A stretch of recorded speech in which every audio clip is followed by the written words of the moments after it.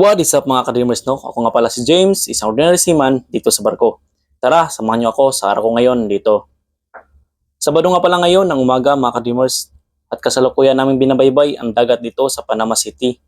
Ako nga pala ay pinakit ni Chipmate dito sa bridge para ako'y magtimon dahil mag-angkorahe kami ngayon dito. As usual, bago papasok sa Panama Canal, need muna ng isang barko na mag-angkorahe dahil kailangan i-check ng mga inspektor ang aming barko kung good conditions ba ang aming winches at iba pa. At magkakaroon nga rin pala kami ngayon dito ng crew change dahil ang Panama ay isa din itong convenient port for crew change. At pagdating ko nga sa bridge mga ka-dreamers, pinalagay na rin sa akin ni Chip ang flag ng Panama.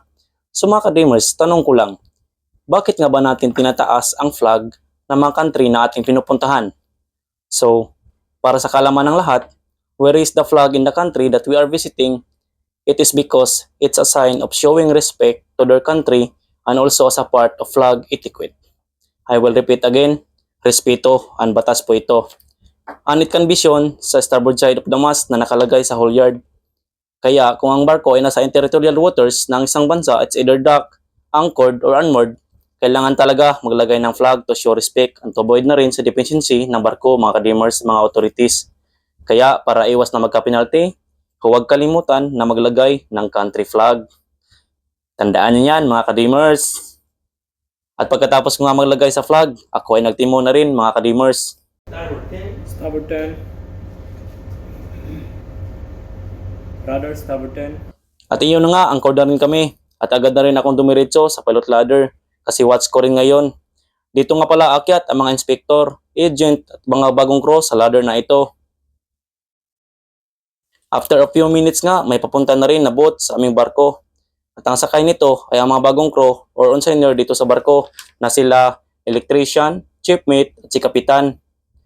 Sila nga pala ay galing na rin sa barko na ito mga ka-dreamers. At nakasama ko na sila ng 2 months kaya kilala ko na rin sila.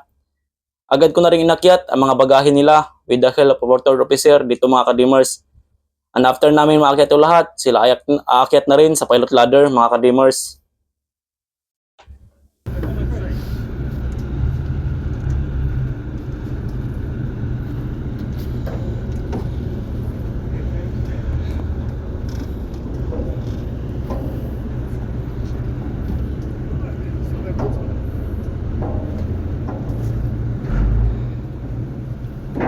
Good morning, Mr. Pilot. Good morning.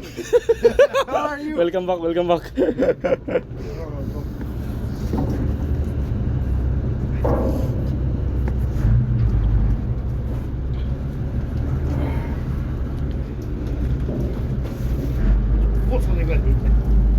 Good morning, Captain. Welcome back again.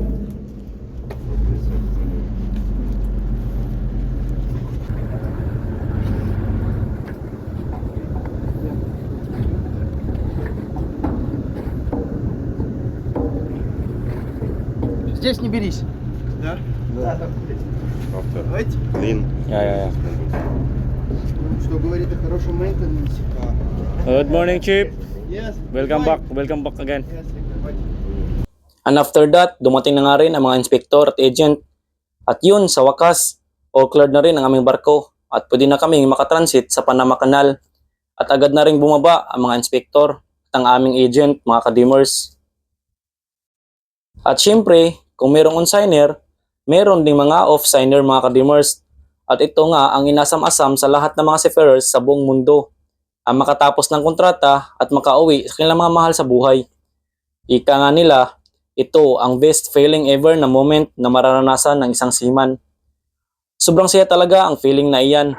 At next month nga mga ka-dreamers, ako naman ang maka-feel sa feeling na iyan. Dahil matatapos na rin ang aking kontrata at ako naman ang uuwi dyan sa Pilipinas. So, thank you so much for watching mga ka-dreamers. And always, fight for your dreams. And don't give up mga ka-dreamers. No matter what will happen, don't give up talaga sa pangarap mo. Laban lang tayo mga ka-dreamers.